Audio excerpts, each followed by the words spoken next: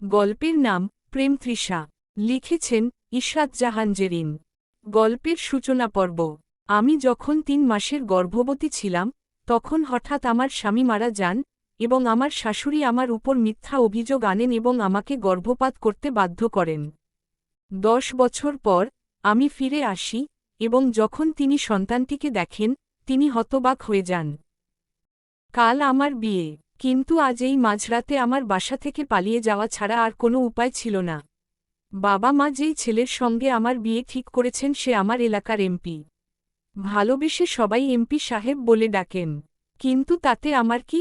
ওই সারাদিন মারধর করা, সকল অবৈধ কাজে জড়িত ব্যক্তির যত টাকাই থাকুক না কেন, আমি তৃষা নুজায়াত তার বউ হচ্ছি না, না মানে কখনোই না। তার মতো ভয়ানক ব্যক্তির বউ হওয়া আমার কাম্য নয়। আমার কাছে আমার স্বপ্ন পূরণ সবার আগে। আমার কাছে আমার জগন্নাথ বিশ্ববিদ্যালয়ের আঙিনায় বিচরণ সবার আগে। নিজের মনে বেশ কয়েকবার কথাগুলো বিড়বিড় করল তৃষা। এত লম্বা বাস যাত্রার পরে বান্ধবী শিমলার বাসায় উঠে যখন বিছানায় গা এলিয়ে শুয়ে পড়ল তখন কেমন যেন শান্তি শান্তি লাগছে ভেতরটা। তবে ভয়ও কম হচ্ছে না, কারণ চট্টগ্রামের এমপি যুবরাজ সরকার তাকে যে করেই হোক খুঁজে বের করবেই। আজ হোক কিংবা কাল, সে মানুষ কম বাজপাখি বেশি। ১ নাম্বারের দজ্জাল লোক বললেও ভুল হবে না। সেদিনের কথা মনে আছে? এমপি এসেছে বলে পুরো রাস্তা ব্লক করে রাখা হয়েছিল। তৃষা কক্সবাজার ট্রিপে বন্ধুদের সঙ্গে যাওয়ার কথা বলে ঢাকায় এসে অ্যাডমিশন পরীক্ষা দেওয়ার পরিকল্পনা করে। একটা মাত্র ভার্সিটি তার লক্ষ্য ছিল, আর সেখানেই চান্স পেয়েছে সে। কিন্তু সে বুঝি জানে না ওই অমানুষটা তাকে খুঁজতে খুঁজতে এখানেও ঠিক চলে আসবে। এতক্ষণে হারিকেন দিয়ে খুঁজছে গুন্ডা লোকটা তাকে। একটু হ্যান্ডসাম তাই বলে কি যা মন চায় তাই করবে? অধিকার যেখানে নেই সেখানে অধিকার খাটানোর প্রশ্ন আসে না। আর বাবা মাগুলোও ১ নাম্বারের গাদ্দার। ওই ছেলে বড় লোক দেখেই বুঝি মেয়েকে গলায় ঝুলিয়ে দিতে হবে। ওই দিন অ্যাডমিশন পরীক্ষার উদ্দেশ্য রওনা হওয়ার সময় রাস্তার জ্যাম দেখে এত রাগ হচ্ছিল তৃষার। ট্রেন মিস করলে সব শেষ। মুখে যা গালি এসেছে ইচ্ছে মতো দিয়েছে। আশপাশের সবাই যদিও চুপ থাকতে বলেছিল কিন্তু মাথাটা তখন কাজ করছিল না। এখন কোনো লোক যে গালি খেয়ে বিয়ের প্রস্তাব দিয়ে বসবে কে জানে? নিশ্চয়ই গালির প্রতিশোধ বাসর রাতে উসুল করবে বলে বিয়ের প্রস্তাব দেওয়া। নেতারা ওপর ওপর হাসে, ভেতর ভেতর মারে। তৃষা পাশ ফিরতেই রুমের মধ্যে শিমলার মা এসে একগাদা খাবার দিয়ে গেল। তৃষা আর সময় হয়তো বলতো, দরকার কি আন্টি এত কিছু করার? তবে আজ পেটে ক্ষুধা।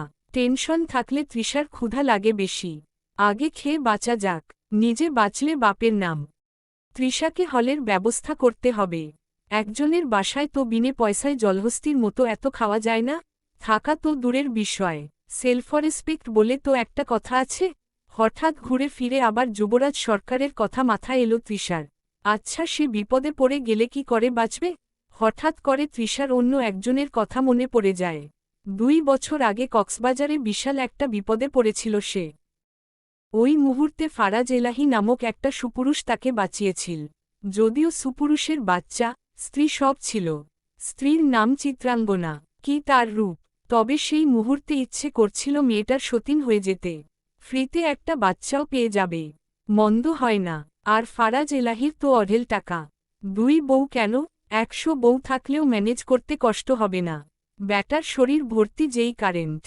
সেইবার কক্সবাজারে এলাহি, তার স্ত্রী এমনকি অ্যাসিস্ট্যান্ট অগ্রনীল থেকে শুরু করে তার বউয়ের সঙ্গেও ভালো সম্পর্ক তৈরি হয়ে যায়। মেয়ে দুটো আসলে ভালো। তারা পরিচয় করিয়ে না দিলে হয়তো ছেলে দুটো কথাও বলতো না তার সঙ্গে। আর বলেছিলই বাকি এমন। ফারাজ এলাহির কথাই বলা যাক। তৃষা সুন্দর করে হাত বাড়িয়ে দিয়ে বলেছিল, হ্যালো, আমি হলাম তৃষা নুজায়াত। ফারাজ হ্যান্ডশেক না করেই বলল, ও আচ্ছা, মানে কি লেভেলের বউ ভক্ত ভাবা যায়? তৃষা সেই প্রথম দেখায় একটু বউ হতে চেয়েছিল শয়তান লোকটার। তবে তাকে বানিয়ে দিল বোন। ছ্যাঃ, শালার জীবন। বছরে ৩৬৫ দিনে ছ্যাঁকা খেয়ে ব্যাকা হয়ে বসে থাকা তৃষাকে যে অতবর হ্যান্ডসাম টাকাওয়ালা পাত্তা দেবে না, তা স্বাভাবিক নয় কি? না জানি যুবরাজ সরকার তার মধ্যে কি এমন কচু দেখেছে। ইসরে কচু দেখেছে মানে? তৃষা তো দেখার মতোই।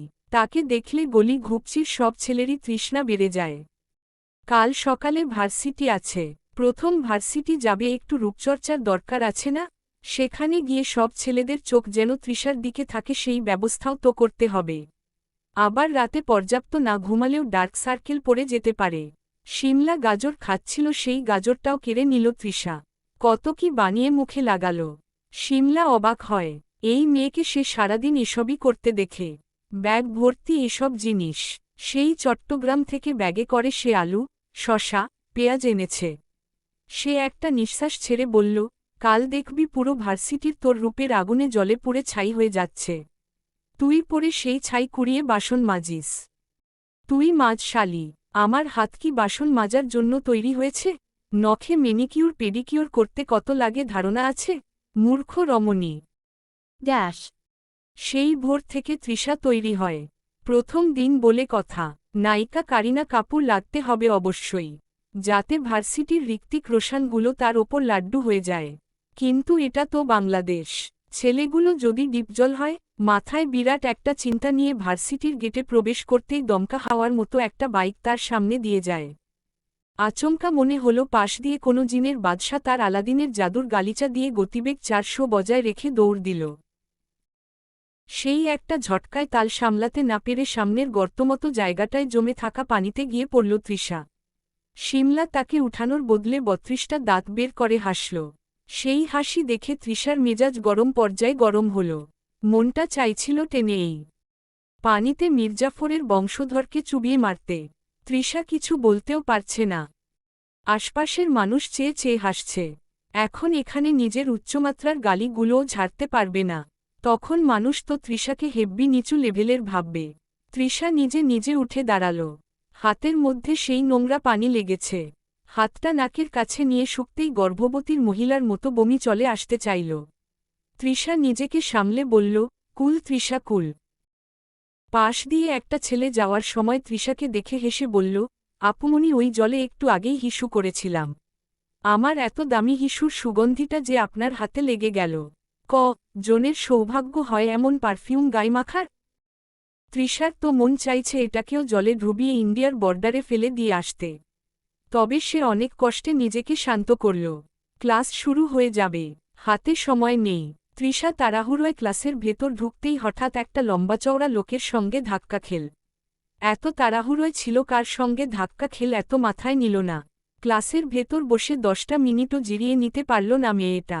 অমনেই দুটো মেয়ে ক্লাসে এসে বলল, লাস্ট 10 মিনিটে ক্লাসে কোন কোন মেয়ে প্রবেশ করেছে।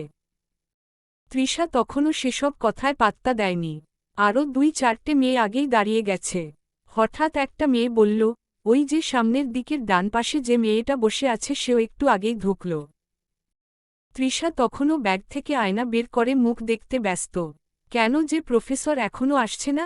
ধাত। মেয়ে দুটো একেবারে তার সামনে এসে আয়নাটা হাত থেকে কেড়ে নিয়ে বলে, নাম কি? সিনিয়র সামনে দাঁড়িয়ে আছে, চোখে দেখতে পাও না? তৃষা একটু অবাক হল। মনে মনে বলল, এরা আবার কোন আপদ? মেয়ে দুটোর মধ্যে থাকা চিকনমতো মেয়েটা বলল, নাম কি তোমার? দেখে তো মনে হচ্ছে বেশি বয়সও না। তৃষা মনে মনে বলে উঠল, তো আপনাদের মতো দামড়া লেজ ছাড়া জলপরি দেখতে লাগছে নাকি? উঠে পড়ো। কোথায় উঠব? তুমি তো ভারী বেয়াদব, তোমাকে পড়ে ধরছি। চলো, প্রেম অপেক্ষা করছে। এই আপু দেখেন, আমার এখন পড়ালেখার বয়স। প্রেম ভালোবাসা আমার জন্য অপেক্ষা করলেও আমি যেতে পারব না।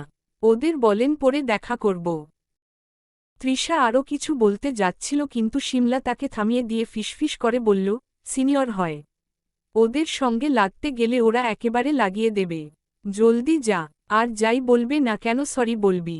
নিচের দিকে চেয়ে থাকবি। এখন মাথায় বসতে বললেও বসব নাকি? চুপ কর, যা। ড্যাশ। বায়োলজি ডিপার্টমেন্টের নিচে তৃষা সহ বাকি মেয়েগুলোকে দাঁড় করানো হলো। একেবারে লাইন ধরে। তৃষা আন্দাজ করতে পারছে এখানে যা কিছুই হয়ে যাক না কেন ভালো কিছু তো কখনোই হবে না। তৃষা দাঁড়িয়েছে একেবারে পেছনে, এক এক করে দেখছে সামনের দিকে যাচ্ছে, তারপর সোজা ক্লাসে চলে যাচ্ছে। তবে কার কাছ থেকে ফিরে আসছে দেখতে পাচ্ছে না। সামনে মনে হয় শাহরুখ খান বসে আছে। ঘং। তৃষার পালা আসতেই সে সামনের দিকে এগিয়ে যায়। গিয়ে দেখতে পায় বাইকের সঙ্গে হেলান দিয়ে আছে এক উজ্জ্বল শ্যামবর্ণের সুপুরুষ। সাদা একটা গেঞ্জির ওপর জলপাই রঙের শার্ট পরহিত। শার্টের বোতাম খোলা, চুলগুলো এলোমেলো গাঢ় ছুঁই ছুঁই, গলায় কি সব ঝুলিয়ে দেখেছে, হাতেও কত রকমের অদ্ভুত ব্রেসলেট। ঘড়ি নেই, কিন্তু কেন? সময় দেখারও সময় নেই বলে? দেখে তো মনে হচ্ছে পুরানঢাকার খানদানি কোনো বংশের বিগড়ে যাওয়া সুদর্শন লাফাঙ্গা। যাকগে সিনিয়র সাহেব, বুঝি উনি? তৃষার নিজের প্রতি আত্মবিশ্বাস আছে। এই ছেলে নির্গাত তার রূপ থেকে থমকে যাবে। ওই অদ্ভুত দেখতে গলায় ঝুলিয়ে রাখা কিংবা হাতের ব্রেসলাইটগুলোর সঙ্গে কোনোভাবে যদি তৃষার ওড়না আটকে যায় তো ব্যাকগ্রাউন্ডে লালালালালালা মিউজিকটা কি বাজবে কি? তৃষার এত সব কল্পনায় ছেদ ধরিয়ে সেই বাইকে হেলান দিয়ে দাঁড়িয়ে থাকা লোকটা তুড়ি বাজাল। তৃষার হুঁশ ফিরতেই বলল, এই যে মিস ট্যাবলেট, কাম হেয়ার। পাশ থেকে সবাই হেসে উঠতেই লোকটা তাদের দিকে তাকাল। মুহূর্তেই সবাই থমকে গেল।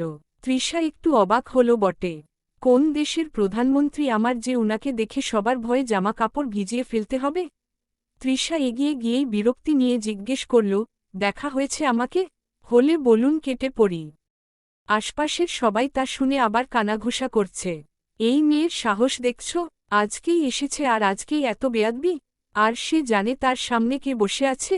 পেছনে থেকে একটা মেয়ে তৃষাকে টেনে কষে দুটো লাগাতে যাবে তার আগেই লোকটা বলল, আমি আছি তো, ওকে বায়োলজি ডিপার্টমেন্টের ক্লাসে পাঠা জলদি। তৃষা সঙ্গে সঙ্গে জিজ্ঞেস করে উঠল, সেখানে কেন? বায়োলজির প্র্যাকটিক্যাল ক্লাস করাবো যে। জাস্ট কাম ফাস্ট। আর হ্যাঁ, আমি প্রেম নেও আজ। রুমের মধ্যে একঘেয়ে ফ্যানটা চলছে। বেঞ্চে ওপরে ভালো করে বসল প্রেম। তৃষা তার ব্যাগটা আঁকড়ে ধরে দাঁড়িয়ে আছে। সেটা লক্ষ্য করল প্রেম। তারপর বলল, ব্যাগটা দাও। ব্যাগে পার্সোনাল জিনিস আছে। দিবি বাল? ছিনিয়ে নেওয়ার অভ্যাস আছে কিন্তু। ধমকের চোটে তৃষা ব্যাগটা দিতে দেরি করল না। প্রেম ব্যাগ হাতড়ে একটা লাল লিপস্টিক পেল। ভালো করে দেখে একবার হাসল। কিন্তু কঠিন সেই হাসি। সিনিয়রদের যে সালাম দিতে হয় তা জানা আছে। এক ওই সময় তাড়াহুড়োয় যে ধাক্কা দিয়ে চলে গেলে। সালাম তো দূরে থাক, সরিয়েও বললে না। কাজটা কি ভালো হয়েছে? না, একেবারে পচা। আচ্ছা, আসসালামু আলাইকুম। আর দুঃখিত। হোপ তোর সাথে মজা করছি। তামাশা চলছে। দেব বাম হাত দিয়ে একটা কষিয়ে, তখন মজা বুঝবি। সরি। প্রেম নিজেকে শান্ত করে এবার গলার স্বর বদলে বলল, লাল লিপস্টিকটা ঠোঁটে ঘষে আমার গালে একটা শক্ত চুমু দাও তো। তবে চাইলে ঠোঁটেও দিতে পারো। ঠান্ডা গলায় বলল প্রেম। তৃষা ভয়ে কেঁপে উঠল। ভাইয়া? ফিসফিস করে বলল, তোর ভাইয়া গেছে জাহান্নামে। তুই চুমু দে আগে, বাদরমুখী। প্রেম গর্জে উঠল। তৃষার শরীরটা ঝাঁকুনি দিল। সে চোখ নামিয়ে বলল, সরি ভাইয়া। পরের বার সালাম মিস হবে না। ভার্সিটিতে আপনাকে দেখলেই সালাম দেব। তুমি আগে চুমু দিয়ে যাও পাখি। সালাম পরের বারের জন্য তুলে রাখলাম। তৃষার ভয়ে ঠোঁট কাঁপছে। পুরো ভার্সিটির শত শত শিক্ষার্থী তার দিকেই চেয়ে আছে। কানাঘুষা করছে, হাসছে। লজ্জা আর ভয়ে তৃষার নাজেহাল অবস্থা। প্রেম তুড়ি বাজাতেই তৃষার হুঁশ ফিরল। সে কাপা গলায় পুনরায় বলল, কানে কথা ঢোকে না? ভার্সিটির হলের রুমগুলো কিন্তু পুরোই ঝাক্কাস। যা বলেছি জলদি না করলে কিন্তু সেই রুমের সফর করিয়ে আনব। আমার আর ভুল হবে না। এবারের মতো ক্ষমা করা যায় না?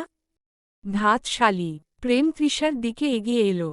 হাতের সিগারেটটা ফেলে ধোয়া ছাড়ল ঠিক তৃষার মুখ বরাবর। সরু চোখে তৃষার দিকে তাকিয়ে ফু দিয়ে চোখের সামনে পড়ে থাকা চুলগুলো সরিয়ে হঠাৎ করেই গাল চেপে ধরে বলল, তুই চুমু দিবি নাকি আমি থাপড়ে চুমু আদায় করে নেব?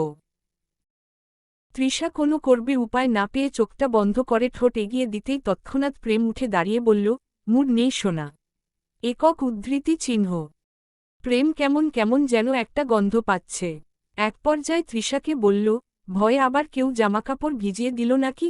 কেমন একটা ওই ধরনের খাটাস গন্ধ নাকে ধাক্কা খাচ্ছে। তৃষার আর এই গন্ধের ইতিহাসের বিষয়টা বুঝতে সময় লাগল না। তাকে এমন ঘাবড়ে যেতে দেখে প্রেম জিজ্ঞাসু দৃষ্টিতে তার দিকে তাকাতেই বলল, মানে আমি মুতুর মধ্যে পড়ে গিয়েছিলাম। না হওয়া সতীনের জামাই ফারাজ এলাহির কাছে একটা কল দেই। কল দিয়ে কি বলবো? আমার ভাইয়া ওরফে ছাইয়া, জানেন ভার্সিটির সিনিয়র প্রেম না ডিম, ওই ছেলেটা দিল আমায় খাইয়া। তৃষা পারলে ব্রেন থেকে এই স্মৃতিগুলো ডিলিট দিত। ভার্সিটির প্রথম দিনটাই এমন জঘন্য যাওয়ার খুব কি প্রয়োজন ছিল?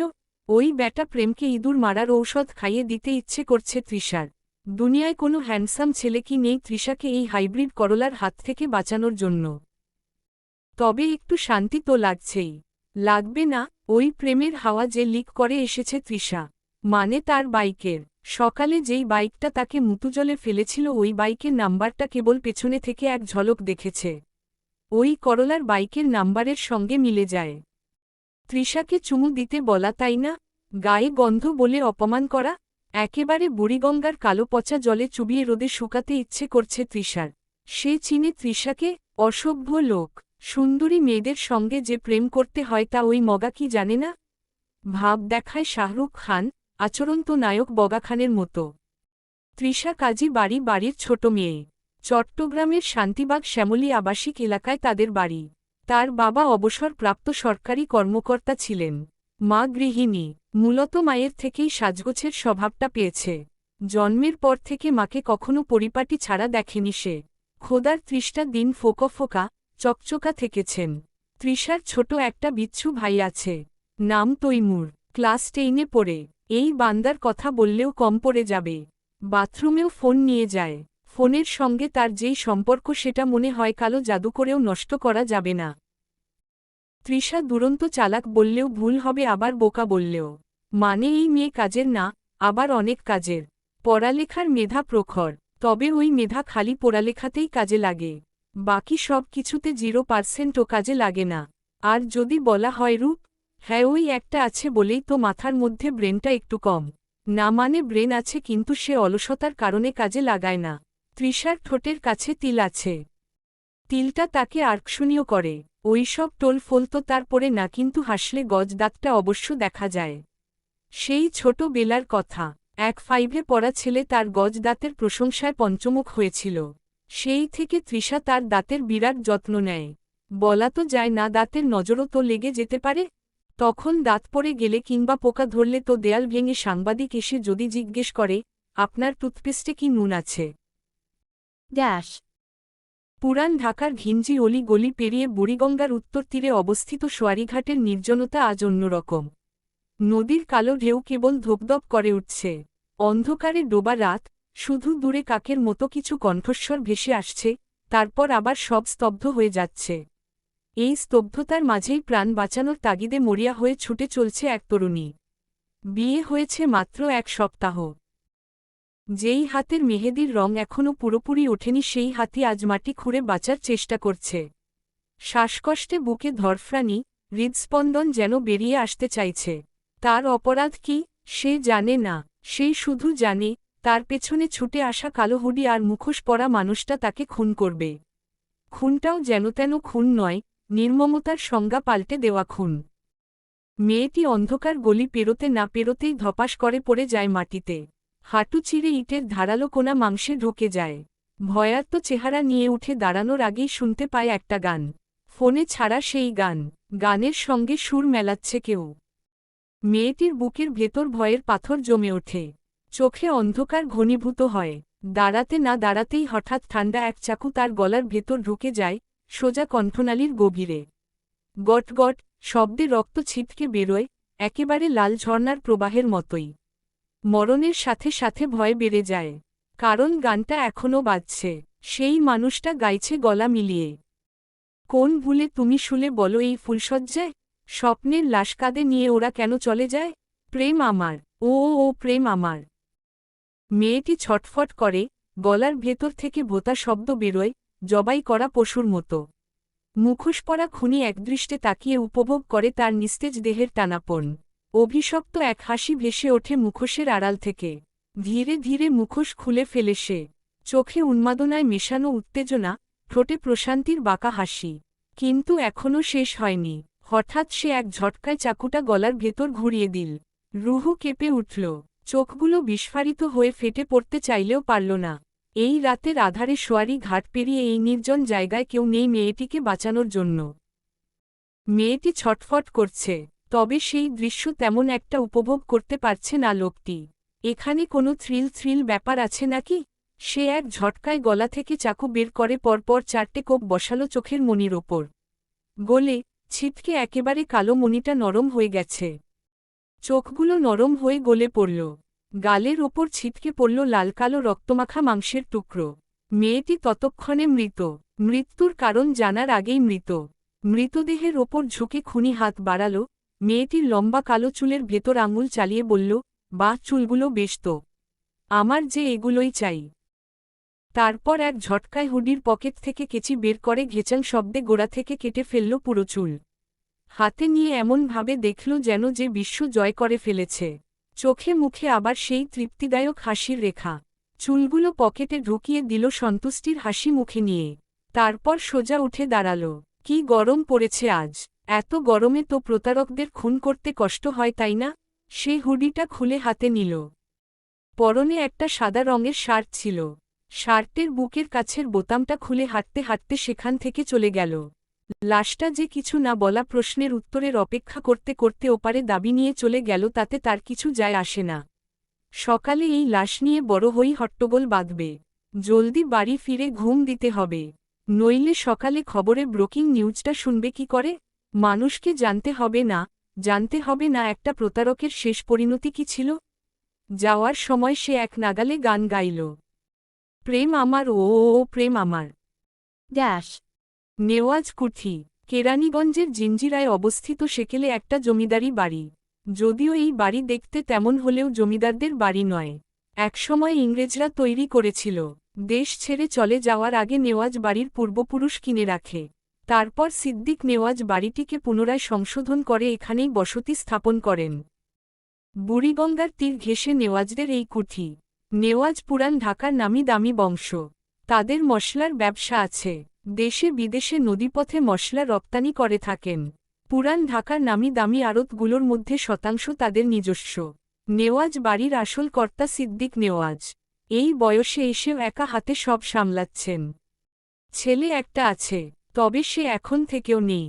নিজের আপন বলতে একমাত্র নাতি প্রেম নেওয়াজ আছে, তবে সে তো মশাই বদমেজাজি হয়েছে একটা।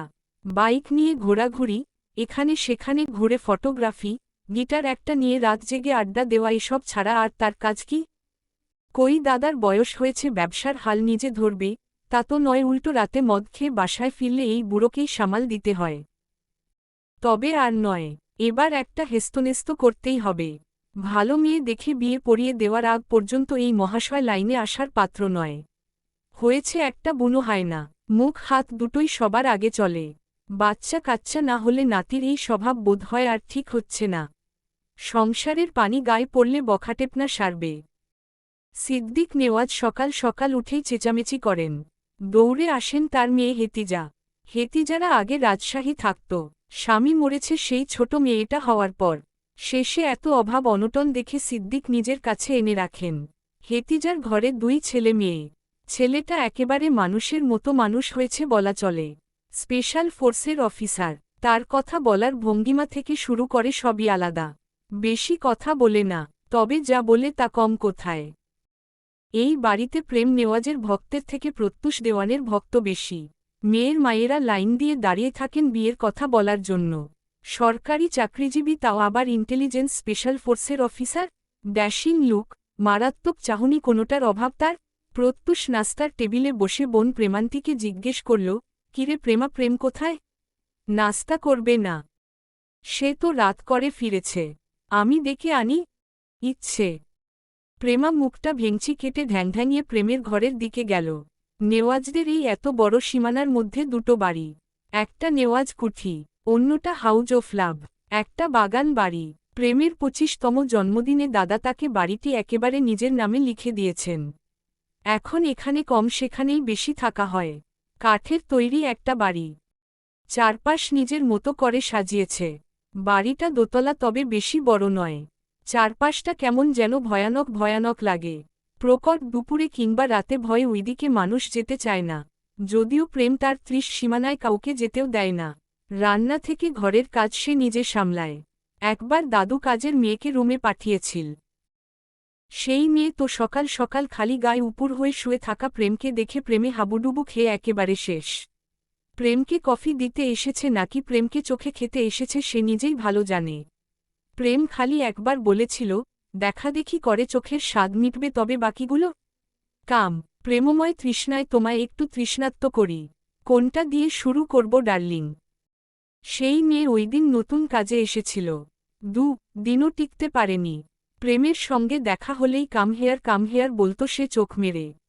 মেয়ের আর সাহসী হয়নি ওই বাড়িতে কাজ করার কিংবা আর প্রেমে হাবুডুবু খাওয়ার। প্রেমা ঘরে ঢুকতেই দেখল প্রেম বিছানায় শুয়ে আছে। জুতাগুলোও খুলেনি, গায়ে সাদা একটা শার্ট। দেখে মনে হচ্ছে রাতে কত গুরুত্বপূর্ণ কাজই না করে এসেছে। প্রেমার ইচ্ছে করছে প্রেমের ঘাড় ছুঁই কার্লি চুলগুলোতে একটু হাত বুলিয়ে দিতে। সে মিটিমিটি হেসে বলল, ও প্রেম ভাই, নাস্তা খাবে না? প্রেম নড়েচড়ে বিরক্তি নিয়ে বলল, তোমার বাল খাব। যাও নিয়ে আসো। একটু সুন্দর করে বললে তো সবই নিয়ে আসতে পারি। সুন্দর তোমার বলেও থেমে গেল প্রেম। তোকে না বলেছি আমার ঘরে আসবি না? এমন করো কেন? সকাল সকাল পীড়িতের প্যাচাল পারিস না তো। তোকে দেখলেই আমার মাথার রগগুলো নড়ে উঠে। কেন সুন্দর লাগছে না? নতুন ফেসওয়াশ দিয়ে মুখ ধুয়ে এসেছি। খালি ফেসওয়াশ করলেই হয় রে মগি? একটু ব্রেনওয়াশেরও তো দরকার আছে। প্রেমা আর অপমান নিতে পারছে না। রোজ রোজ এত অপমান আর মানা যাচ্ছে না। এই লোককে বিয়ে করে মানুষ বানাতে হবে। কিন্তু সে তাকে বিয়ে করলে তো। প্রেমা গাল ফুলিয়ে উঠে পড়ে। সে যাওয়ার পরই প্রেম উঠে একটা সিগারেট ধরায়। দূর বাল, আজকে লেট হয়ে গেল। জলদি ভার্সিটি যাওয়ার কথা ছিল। ওই শালি বাদরমুখী তার বাইকের হাওয়া লিক করে পালিয়েছে কাল। ওর ভেতর এত আগুন কিসের? প্রেম আজ গলাটা চেপে ধরে বুড়িগঙ্গার পানি দিয়ে ওর আগুন নিভাবে। নাস্তা তো দূরে থাক, আর তীব্র মেজাজ খারাপ নিয়ে কারো সঙ্গে দেখা না করেই প্রেম ভার্সিটি যায়।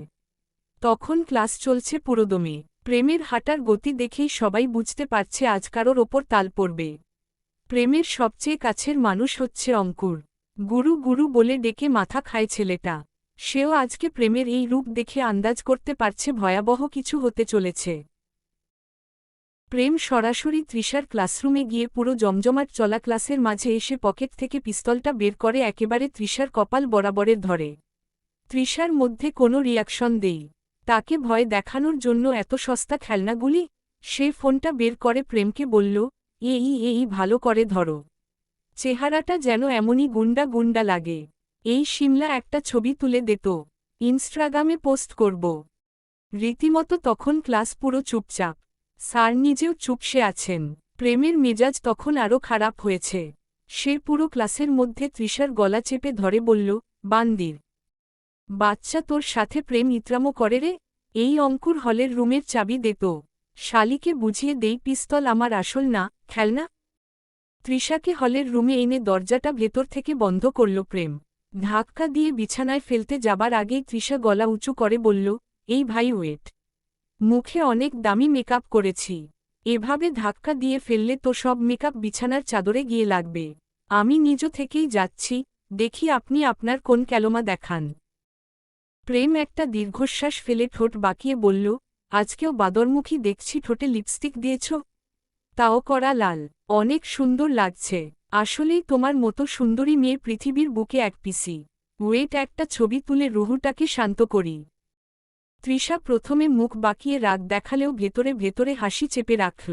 মনে মনে ভাবল, অবশেষে এই ছেলেও তার রূপের খাঁচায় বন্দী হয়েছে। সে বলল, মাফ করে দিয়েছি। গাধা পড়ে হলেও আমার মর্ম বুঝতে পেরেছেন, এটাই অনেক সিনিয়র ভাইয়া। নেন আপনার তো আইফোন, তুলেন একটা করা ছবি তুলেন। প্রেম উৎসাহ নিয়ে বলল, সুন্দরী আপু একটু পাউট করেন। আপনাকে পাউট করলে বেবিডল লাগবে। প্রশংসা শুনে তৃষার মাথা আরও উঁচু হল। গর্বভরে ঠোঁট বাঁকিয়ে পোজ দিতেই প্রেম ক্লিক করে ছবি তুলল। তারপর গম্ভীর ভঙ্গিতে বলল, হয়ে গেছে। নাম্বারটা যদি দিতেন পাঠিয়ে দিতাম। তৃষা ভ্রু উঁচিয়ে বলল, যে সে মানুষকে তৃষা নুজায়াত নাম্বার দেয় না ভাইয়া। প্রেম গম্ভীর হয়ে উত্তর দিল, হ্যাঁ ঠিক বলেছেন আপু। কষ্ট পেলাম। বুক ভরা ব্যথা নিয়ে না হয় আপনাকে আপনার ছবিটাই দেখাই। ফার্স্ট রাবিশ ভাইয়া। প্রেম এক মুহূর্তে কাছে এসে ফোনটা সামনে ধরে ছবিটা দেখায় তৃষাকে। তারপর বলে, দেখ হবিস মাইয়া তোর ছবি। তৃষার সেই ছবি দেখে প্রেমের চুল ছিঁড়ে ফেলতে করছে। এটা কি দেখালো? একটা বানর লাল লিপস্টিক ঠোঁটে ঘষে মুখটা পাউট করে রেখেছে। তৃষার রূপ নিয়ে মজা নেওয়া। আপনি নিজের থোমা খানা আয়নায় দেখেছেন? গরিলার মতো দেখতে। প্রেম ভ্রু কুচকে ঝাঝালো গলায় বলল, এই মেয়ে দেব নাকি ডিম থেরাপি?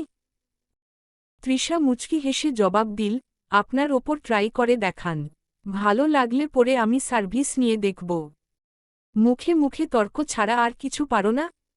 আরও অনেক কিছু পারি, কিন্তু এই মুহূর্তে পারব না। আমার একটা ডিমান্ড আছে। না, তোমার ডিমান্ড আমি লাথি মেরে জানালা দিয়ে ফেলব। কখন ফেলবেন একটু আগের ভাগে জানিয়ে দিয়েন। আমার বান্ধবী শিমলা মরিচকে বলবো নিচে থেকে ক্যাচ ধরতে। আমার ডিমান্ডের সেই দাম, বিক্রি করলে মালামাল হয়ে যাবেন। প্রেম নিজেকে নিয়ন্ত্রণ করতে পারল না। তেরে এসে তৃষার চুল মুঠি করে ধরতেই তৃষা চেঁচিয়ে উঠল, আরে ছাড় বেডা, চুল ছাড়। চুল সব এমনিতেই পড়ে যাচ্ছে, ছাড় কইলাম। এত চেঁচামেচিতে প্রেম খানিকটা থমকে গেল। ভাবল, এভাবে চিৎকার করলে বাইরে থেকে কেউ কিছু ভেবে বসতে পারে। তাড়াতাড়ি চুল ছেড়ে দিয়ে তার মুখ চেপে ধরে বলল, আরে কিছু করেছি নাকি? এমন ভাবে চেঁচানোর মানে কি? তৃষা মুখ ছাড়িয়েই আরও জোরে চেঁচিয়ে উঠল, ও মোর খোদা, মরে গেলুম রে প্রেম। প্রেম তুই আর প্রেম দিস না। প্রেম স্তব্ধ হয়ে বলল, নাউজুবিল্লাহ। মেয়ে তোমার ভয় নেই? তৃষা গম্ভীর গলায় বলল, ভয়কে রোজ আমি কিনি বেচি। এখন ধাক্কা দিব নাকি সাইট দিবেন? উফস, ছেলে পুলেদের জন্য পড়ালেখা করতে পারছি না ঠিক মতো। এই যাচ্ছ কোথা? চুপ করেন ব্যাটা, আপনার মুখ করে দেব ভোতা। চুপ থাক, যে কারণে এখানে তোকে আনা তা তো এখনও বাকি। কি? প্রেম গভীর দৃষ্টি মেলে কাছে এগিয়ে এলো। হাতা গুটিয়ে শার্টের বোতাম খোলা শুরু করতেই তৃষার বুক ধকধক করতে লাগল। এ কি, সত্যিই কি ছেলের উদ্দেশ্য খারাপ? এক পা করে কাছে আসতেই তৃষা চোখ মুখ শক্ত করে দাঁড়িয়ে গেল। ঠিক তখনই প্রেম পাশ কাটিয়ে তার পেছনে থেকে ইয়ারফোনটা তুলে নিল। হেসে বলল, চোখ খুল বাদরমুখী। ইমরান হাশমির সিনেমা চলছে না এখানে? বিছানায় শুয়ে ইয়ারফোন কানে গুজে আবার বলল, পাক্কা 10 মিনিটের মধ্যে ঘরটা ঝাড় পৌঁছ দিয়ে কফি নিয়ে আসবে। বুঝেলে বাদরমুখী? তৃষা দাঁত কামড়ে ভেতরে ভেতরে গজরাল, এখানে এনে আদিক্ষেতা দেখাবে ভেবেছিলাম, আরে গিন্নিপোনা করাচ্ছে। এখানে এনে রেগ দেওয়া হচ্ছে? দেব নাকি ঝাঁটা দিয়ে মাথায় একটা 400 বোল্ডের বাড়ি? শালা একেবারে হাইব্রিড করলা, খেতে তিতা কিন্তু পুষ্টিকর। ড্যাশ। লাশের সামনে বসে আছে প্রত্যুষ। এই নিয়ে দুটো লাশ পেল। দুটোই মেয়ে। দুটোর মাথার চুল কেটে নেওয়া হয়েছে। খুনে চুল কেটে নিয়ে হয়তো বুঝিয়ে রেখে যায় তার খুনের পাট্টান কেমন। লাশের ময়নাতদন্তের ব্যবস্থা করতে বলে প্রত্যুষ চোখের সানগ্লাসটা ঠিকঠাক মতো লাগিয়ে উঠে দাঁড়ায়। সঙ্গে সঙ্গে একদল সাংবাদিক তাকে ঘিরে ধরে, স্যার এই নিয়ে এমনভাবে দুটো মেয়ে খুন হল। আপনারা এখনও কিছু করতে পারলেন না যে? তাহলে কি এভাবেই একটার পর একটা খুন হবে? আর আমাদের মেয়ে মানুষকে এভাবে ভয়ের মধ্যে দিয়ে বেঁচে থাকতে হবে? তদন্ত আর বাদাম ভাজা কিন্তু এক জিনিস নয়, যে চাইলেই ভেজে খেয়ে ফেললাম। Site please. প্রত্যুষ মিডিয়ার মাঝ থেকে কোনোমতে বের হয়ে গাড়িতে গিয়ে বসল। মাথাটা নষ্ট করে দিবে এবারের বিষয়ে।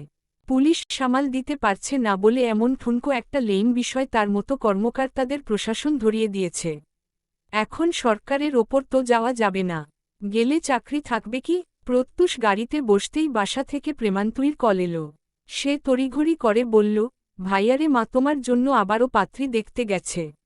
এবার মনে হয় ভাবি ঘরে আসবেই। What nonsense! আবার? ড্যাশ। যুবরাজ সরকারের মেজাজ তুঙ্গে। সকাল থেকেই মাথা নষ্ট। হেডলাইনে বড় বড় করে ছাপা হয়েছে এমপি সাহেবের হবু বউ বিয়ের আগের দিন রাতে পালিয়েছে। কি লজ্জা, কি লজ্জা! জীবনে বিয়ে করবে না বলে ধ্যান ধরে বসে থাকা মানুষটা এত বছর পর একটা বিচ্ছুকে কিনা শেষে মন দিল। ব্যাটি হতচ্ছাড়ি পালিয়েছে তো পালিয়েছে, সঙ্গে এমপির মনটাও সঙ্গে নিয়ে গেছে। ফেরত দিয়ে যেতে পারত অন্তত। কিন্তু আর নয়, ওই ধানিলঙ্কাকে খুঁজে বের করতেই হবে। ইতিমধ্যে খোঁজাখুঁজি শুরু হয়ে গেছে। ওকে না পেলে ওর মাকে তুলে আনবে যুবরাজ। যুবরাজ দাঁত চেপে বলল, শুনো, তৃষাকে না পেলে ওর মাকে তুলে আনবে।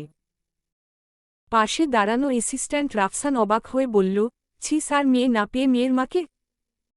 যুবরাজ গর্জে উঠল, আরে বিয়ে করব বলেছি, ওনাকে জিম্মি করে ওনার মেয়েকে হুমকি দেব। রাফসান ধীর স্বরে জবাব দিল, হুমকি যে দিবেন, তার আগে তো ওনার মেয়েকে খুঁজে বের করেন। তুমি চুপ থাকো গবেট কোথাকার, যুবরাজ ধমক দিল। কিছুক্ষণ চুপ থেকে রাফসান হঠাৎ বলে উঠল, স্যার আপনি চাইলে কিন্তু মাথা ঠান্ডার করার একটা টোটকা বলতে পারি। যুবরাজ ভ্রু কুঁচকে জিজ্ঞেস করল, কি? আগে বলুন, আপনার ঠিক মাথাটাই তো গরম হয়েছে তাই না? হ্যাঁ তো। রাফসান নির্লিপ্ততা ভঙ্গিতে বলল, তাহলে মাথাটা কেটে হিমবাহে রেখে আসি। বিশ্বাস করেন স্যার, আপনার মাথা আর কখনো গরম হবে না। কতজনকে এই বুদ্ধি দিলাম। যুবরাজ বিস্মিত হয়ে জিজ্ঞেস করল, ওরা এখন কই? রাফসান ৩২টা দাঁত বের করে হেসে জবাব দিল, মানে কবরে। ড্যাশ। সন্ধ্যা তখন নেমে এসেছে পুরান ঢাকার আদি মহল্লা নাজিরাবাদে। এলাকার প্রকৃত চেহারাটাই আলাদা। নাজিরাবাদকে সময়ের গহ্বরে আটকে থাকা এক মহল্লা বললে ভুল হবে না। সরু সরু আঁকাবাঁকা গলি, ইটের দেওয়ালে খসে পড়া চুনকাম, কোথাও কোথাও শ্যাওলা জমে সবুজ হয়ে আছে। পুরনো নকশার কাঠের বারান্দা দুলতে দুলতে ঝুলে থাকে, তার নিচে দোকানপাটে ভিড় লেগেই আছে। এক পাশে ভাঙাচোরা টিনের চালা থেকে টুপটাপ করে পানি ঝরে, অন্য পাশে কড়াইতে ভাজার শব্দের সঙ্গে মিশে আসছে পুরান ঢাকার বিশেষ গন্ধ। কাবাব, বুটের ঝাল ভর্তা, চটপটির তীব্র মশলা, আবার কোথাও কোথাও আগরবাতির ধোঁয়া। এমন গলির ভেতরেই সন্ধ্যাবেলায় একা ঘুরতে বের হয়েছিল তৃষা। বান্ধবী শিমলা আসেনি, তাই একা একাই ঘুরবে বলে ঠিক করে সে। প্রথমে মনে হয়েছিল একটু হাঁটাহাঁটি করবে, পুরান ঢাকার আসল গলি দেখবে।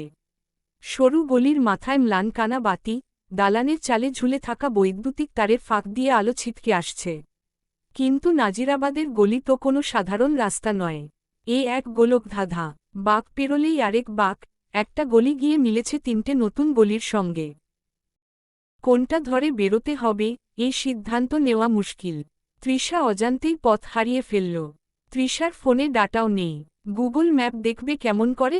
কি অভাব চলে এলো রে। হঠাৎ সামনের গলিটায় ঢুকতেই ৭-৮টা কুকুরকে বসে থাকতে দেখল। মহল্লায় নতুন মানুষ এসেছে তা কি তাদের বুঝতে বাকি? একসঙ্গে সবগুলো কুকুর উঠে দাঁড়ায়, ঘেউ ঘেউ করতে করতে এগিয়ে আসে। একটা জরুরি কাজে প্রত্যুষ তদন্ত করতে গলির ৭ নাম্বার বিল্ডিংটা এসেছিল ঘণ্টাখানেক আগে। একাই এসেছে আজকে। এই গলিতে গাড়ি ঢুকালে মানুষের দম নেওয়ার জায়গা নেই, তাই বাইক নিয়ে এসেছে। কাজ শেষে নিচে এসে বাইক চালু করতেই প্রত্যুষ আটকে উঠল, থেমে দাঁড়িয়ে কান খাড়া করল। আবারও শোনা গেল চিৎকার, সঙ্গে প্রচণ্ড ঘেউ ঘেউ। সে এক মুহূর্তও দেরি করল না, দৌড়ে ছুটল গলির সেই দিকে। কারণ প্রত্যুষের বোঝার বাকি রইল না কোনো মেয়ে যে বিপদে পড়েছে। এখানে কুকুরের কামড় খাওয়া সাধারণ বিষয়, তাও আবার মেয়ে মানুষ। প্রত্যুষ দৌড়ে সামনের দিকে এগোতেই মাথায় ধপ করে আকাশ ভেঙে পড়ল। গোলাপি সালোয়ার কামিজ পরা, খোলা চুলে একটা মেয়েকে আবিষ্কার করল। তবে ওই কুকুরগুলো মেয়েটিকে নয়, বরং মেয়েটি কুকুরগুলোকে তাড়া করছে। ইট হাতে তুলে দৌড়ানি দিতে দিতে চেঁচিয়ে বলছে, শালার গরিব কুকুরের বংশধর, মানুষ চিনিস তোরা? তৃষার পথ আটকে তার সঙ্গে বিরোধিতা করা, আজ খাইছি তোদের। কুকুরগুলো প্রাণ বাঁচানোর জন্য ছুটে প্রত্যুষের পাশ হাতড়ে ছুটে পালাল। এখানে এসেছিল মেয়েটাকে সাহায্য করতে, কিন্তু এখন তো দেখছে কুকুরগুলোর সাহায্য লাগবে। কুকুর বলে কি তারা মানুষ না? তৃষা দৌড়ে এসে প্রত্যুষকে ডিঙিয়ে কুকুরগুলোর পেছনে যাওয়ার আগেই ম্যানহোলের সঙ্গে পড়ে থাকা ইটের টুকরোর সঙ্গে ধাক্কা খেয়ে গিয়ে পড়ে প্রত্যুষের ওপর। জনে পড়তে পড়তে শেষ রক্ষা হয়।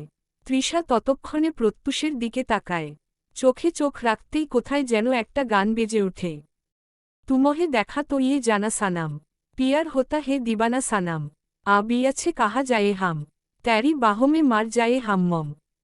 চলবে ইনশাআল্লাহ।